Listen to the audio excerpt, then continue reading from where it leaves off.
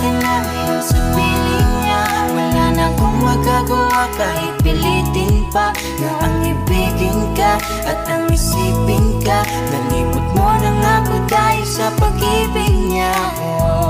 Binabalikan ating nakaraan, panahong ayos tayo bago mo ako saktan. Pero bakit mahal pa rin kita kahit masaya ka na sa iba?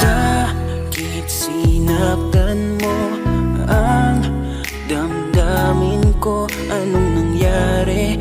Di ko mawari, di ko alam magkakaganito. Nung una naman ay okay naman, nangako ka pa sa'kin di mo ko sasaktan. Kaya di ko akalain magloloko sa'kin. Masaya ka bang nakikita mo kong luhaan?